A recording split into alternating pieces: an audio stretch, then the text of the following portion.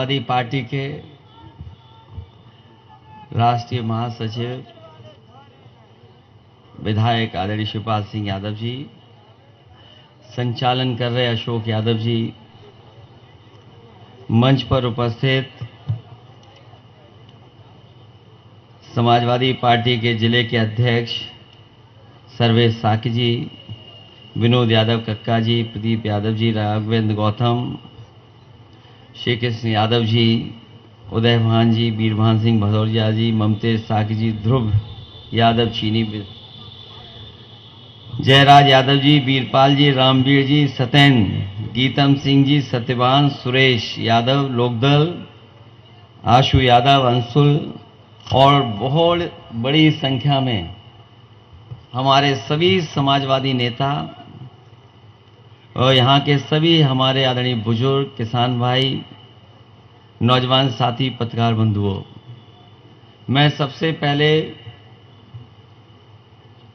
विधानसभा जसवंत नगर, ताखा और आसपास के सभी कार्यकर्ता साथियों का बहुत बहुत धन्यवाद और आभार प्रकट करता हूं।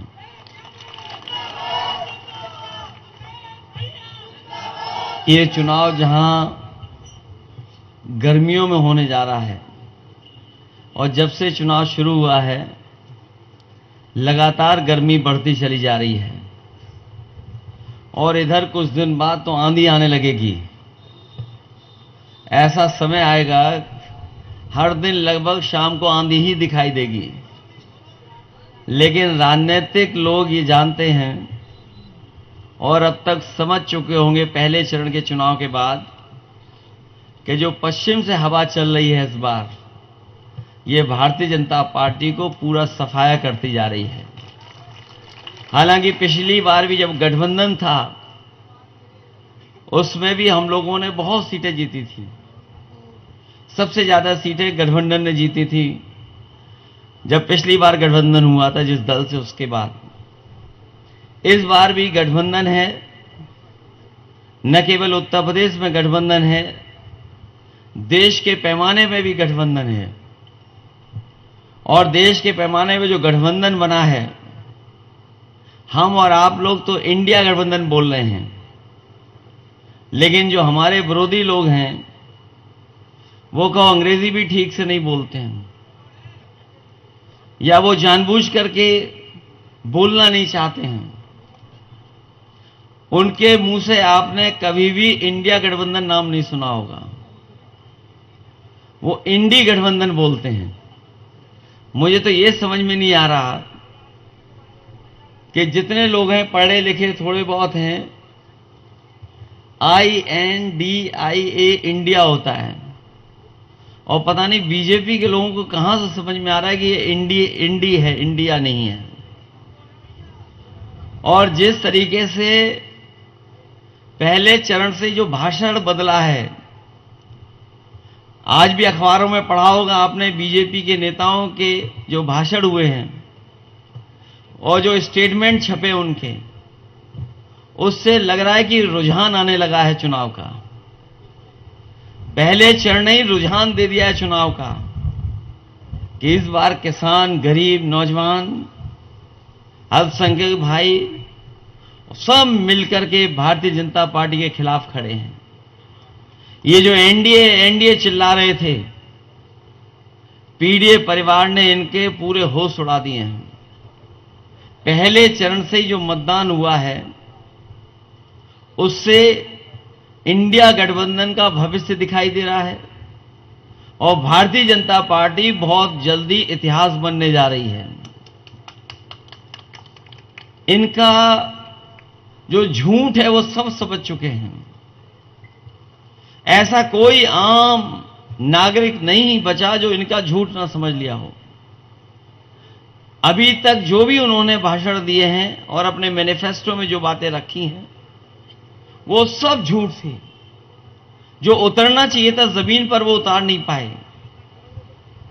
और जिस तरीके से इलेक्टोरल बॉन्ड आए हैं, हम आप लोग भी कभी कभार एक दूसरे की मदद करते हैं, चंदा देते हैं।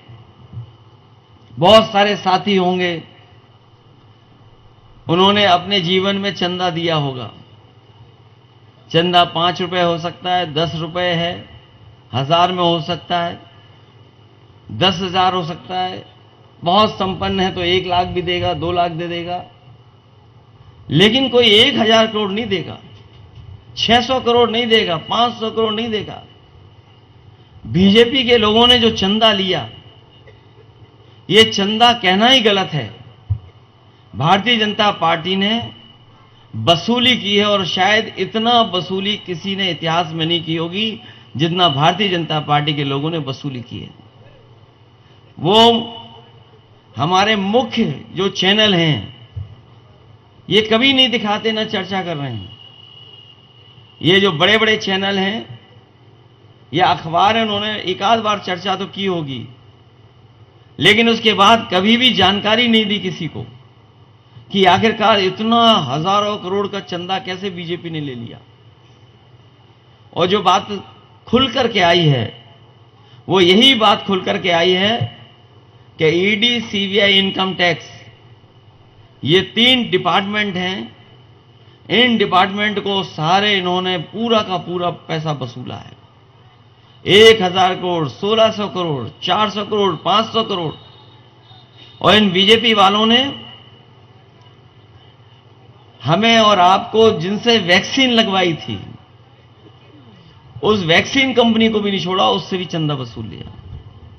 आपको जानकारी होगी कि बीजेपी के लोगों ने प्रचार कर करके वैक्सीन लगवाई, उस कंपनी से भी चंदा वसूला इन्होंने। कम से कम हम उससे बच गए। सबने वैक्सीन लगवाई, लेकिन हमने वैक्सीन अभी तक नहीं लगवाई।